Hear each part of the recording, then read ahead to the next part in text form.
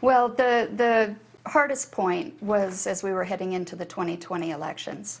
I had been assuming, based on what happened in 2016, that Rick was going to vote for a third party. And as we were heading towards the elections, I found out he was planning to vote for Trump.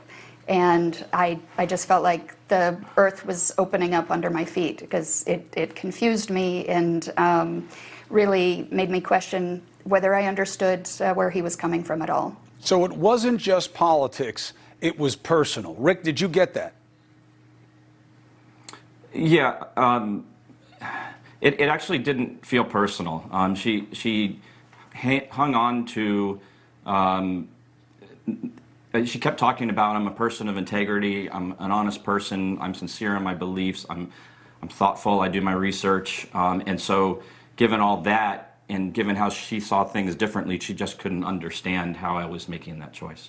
Now, a lot of people, though, Barbara, will say, well, you got to get over it. It's just politics. He's going to vote for somebody. You may like it, you may not like it. What made this so different? Well, you know, it had been a difficult time work-wise and trying to represent America to the rest of the world when I felt like we were increasingly tearing ourselves apart at home. And things were really, really challenging on the foreign policy front, and that was related to what was happening in the White House. And so it was distressing to me. I know, as Rick was saying, I know him to be a principled conservative. I knew he didn't particularly think Trump was conservative, so I had assumed he was going in a different direction. And you know, it just felt like things turned upside down when I realized that that was his choice. Listen, brother, I married into a family of you, and it was a unique proposition for real conservatives to say, this guy does not check the boxes that I would want, but I am not voting for Hillary Clinton. I'll tell you that right now. It was that, and a lot of people couldn't understand it. I understood it because I was hearing it all the time. So what did you learn mattered about allowing you to communicate your way through this, that now you're trying to help other couples and people who disagree with? Rick, we'll start with, you learned you got to change tone. How so? Well, I think the first thing is that you just need to change the mindset that you're using when you come into a conversation and you're trying to communicate across differences. Barbara didn't try to convince me of anything. She really was seeking to understand me. Which is a theme of how she approached political discussions with me in our relationship. I'll also note that she did something that I haven't always done with her, which is to see me as an individual and not look at me through labels or stereotypes or caricatures. And Barbara, why, and what are you trying to now help other people use in terms of kind of what you call depolarizing, but what is that about? What is the mechanism here that makes conversation possible?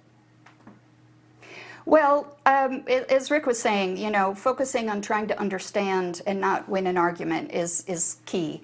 What we did at the time, I was so upset at the time that I ended up writing letters to Rick, and he wrote back, and that allowed us to sort of gather our thoughts and measure our words and not be so reactive in the moment.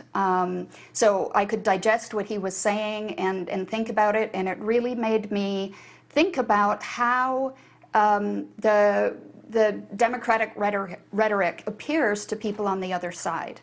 And it encouraged me to step back and take a look at my own side from that other perspective, rather than focusing just on the personalities involved. And go ahead. What did Braver Angels mean for you, and what is the organization about?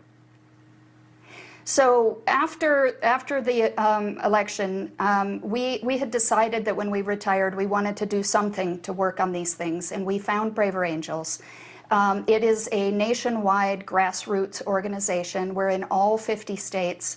And Braver Angels teaches the mindset and teaches the skills that people need to communicate effectively with people with whom they disagree through a whole series of workshops and events. And it helps people get past those stereotypes and maintain the connections in their lives, even with people with whom they disagree. Hey, thank you for watching. Please go to newsnationnow.com, newsnationnow.com, and you can find NewsNation on your television provider. And don't forget to click the red subscribe button down below.